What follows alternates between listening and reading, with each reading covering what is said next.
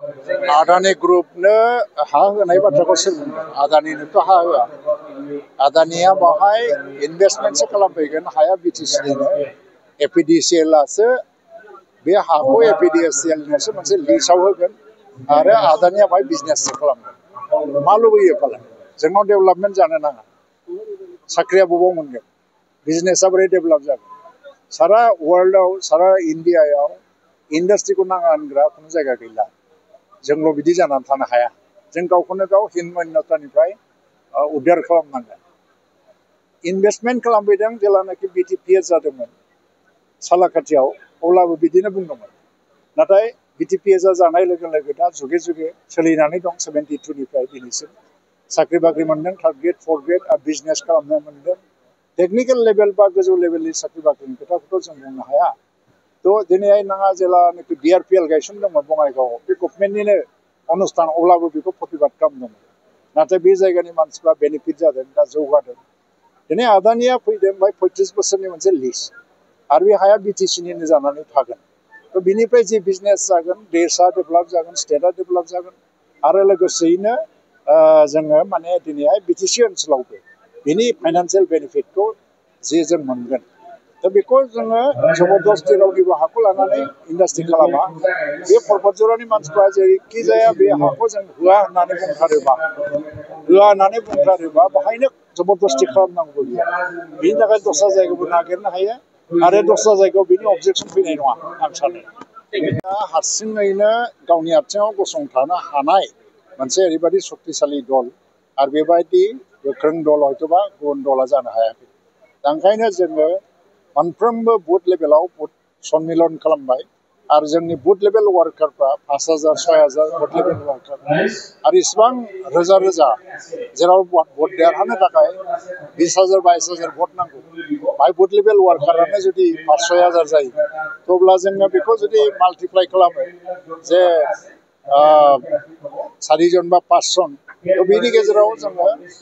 देरहानाय अंकआव फैगासिनो दं फ्राय 40टा जोङो केन्डिडेट होगोन आरो बिनि थाखाय जों प्रिपारेसनाव दंबाय थायो 25टानिफ्राय 30टानि जे सिट बाखि गासै सिटखौ जों देरहाजोबगोन होननानै बुंनांगौआबो दा दुगाजुना लानाय जागोन सम दंबावो जिहेतु खिन्थु दिनैनि दिनावनो जोङो 25टानिफ्राय 30टा सिटखौ देरहानायनि मोनसे थासारिखौ जोङो नुनो मोनो जथाय हान्जानि जिथु सासे मन्थ्रिया मैया बेरेखादानि हाग्रामा हाग्रामा महिलारिखौ आसामनि सासे मन्थ्रिया लोगो हमफैनाया बे जेबो नङा बेयो क'क्राझाराव बिजेपिनि स्टेट माने डिस्ट्रिक्ट एक्जिकिउटिभ दंमोन बाहाय बे फैदों आरो बाहाय साहा लोंनो हाबदों आरो हाग्रामा महिलारिया गोदो जिहेतु बिजेपिनिनो एलायन्समोन फुराना मोनसे बन्धु दङ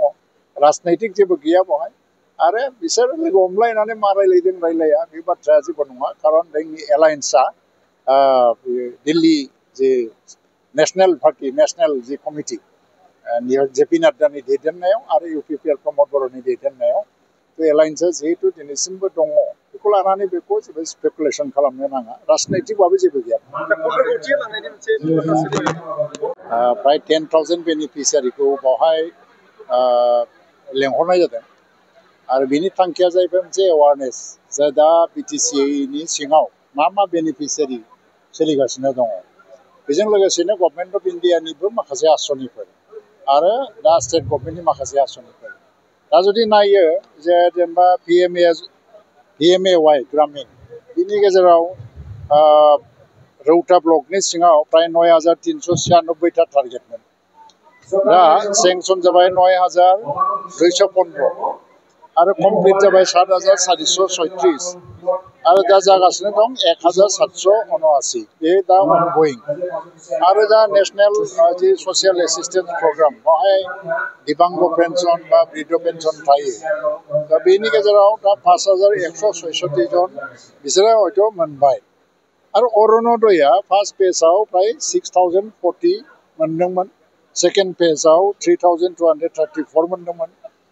दा आरोबाव थार्ड फेजआव 3.0आव आरो माखासे हाजार बे टारगेटआ दाबो बाहाय क्लियारलि मिथिनाय जायाखै खिन्थु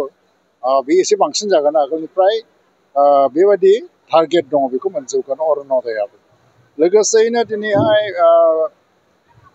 दिनै जुदि दा नायोबा MGNREGAनि आन्दाराव IBS स्किम बिसोर मोनदों मा 339 बेनिफिसियारि बे रौता ब्लकनि सिङाव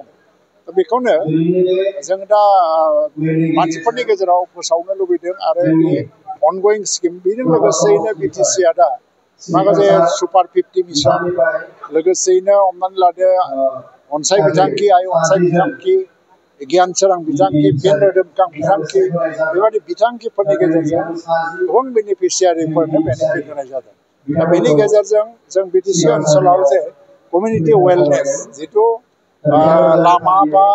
स्कुल बिल्डिं बा हस्पिटाल जाबानो जाया गामियाव रायजो जानाय साफ्रोमबो मानसिफोरनि जिबनावबो मोनसे वेलनेस फैनांगौ एबा जौगानाय फैनांगौ थ' बेफोर आसनिफ्रा जे जोंनि दानि BTC आ मोनसे गोदान नोजोरजों जों लानानै आवगायगासिनो दं बेखौ रायजो राजाफोरनो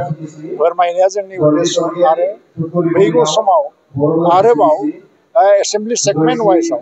प्राय दिनै जुदि माजबाद सेगमेन्टखौ नायोबा स' हमनानै लादो 25,000निफ्राय 30,000 जे अरुण'दय बे फैनो थांगासिनो दङ थ' बे अरुण'दय माने मा माखासे दुखिया आइजोफोर दा आगोलनि समाव जायफ्रा अरुण'दय मोनाखैमोन बिसोरबो मोनगोन आरो मोनबाय थानायफ्राबो मोनगोन दा अरुण'दयनि गेजेरजों आइजोफोरनि जि एम्पावारमेन्ट बेखौ जोङो बारायनो थाखाय नाजानाय जादों दा बेनो बे उद्देश्य लानानै दिनै मोनसे साक्सेसफुल मिशन बे BTCनि आरो BTCनि दा प्रमद दैदेननाय गभर्नमेन्टआ बे आसनिफोरखौ साक्सेसफुल भाबैनो मावलांगासिनो दं दा रिसेन्टलि खबर मोननाय मथेबा मिउनिसिपालिटि जि कमिटि बा मिउनिसिपाल एरिया जे रौताया मिउनिसिपाल माजबादा मिउनिसिपाल खैराबारिया मिउनिसिपाल बिदिनो मोनब्रै मिउनिसिपाल बे बर्डखौ दानाय जायाखै नाथाय बे रिकगनाइज जाबाय अलरेडि मिउनिसिपालिटि थ' बे हिसाबै मिउनिसिपालिटि बर्डआबो जागोन आरो रौतायाबो दा माने मिउनिसिपालनि आन्दाराव जेखिनि सुबिदा फैयो ड्रेन बानायनायनिफ्राय लानानै गासैबो बे गासैबो सुबिदाफोरखौ मोनजोबो এটা ভাল ঘোষণা বঙাইগাঁও মেডিটেক এলাইট হেল্থ ইনষ্টিটিউটৰ 2025 আৰু 26 বছৰৰ DMLT laboratory technician X-ray and imaging technician ECG technician pharmacy assistant dental hygienist emergency technician আৰু নাৰ্ছিং কেয়াৰ এছিষ্টেণ্ট কোৰ্ছৰ নাম ভৰ্তি কৰাটো এতিয়া চলি আছে নাম ভৰ্তি কৰাৰ বিষয়ৰ বাবে জানিবলৈ ব্যক্তিসকলে 9395558676 নম্বৰত যোগাযোগ কৰিব পাৰিব मोनसे गोजोनथाव फोसावथाय बङाइगाव मेडिटेक एलाइट हेल्थ इन्स्टिट्यूटआव इंराजि बोसोर 2025-26 मायथाइनि थाखाय DMLT laboratory technician X-ray and imaging technician ECG technician pharmacy assistant dental hygienist emergency technician आरो नार्सिं केयार एसिस्टेंट कोर्सनि मुं थिसननाया सोलिगासिनो दङ मुं थिसननायनि सोमोन्दै सुलाद लानो थाखाय 9395558676 नाम्बाराव फोनांजाब खालामनो हागोन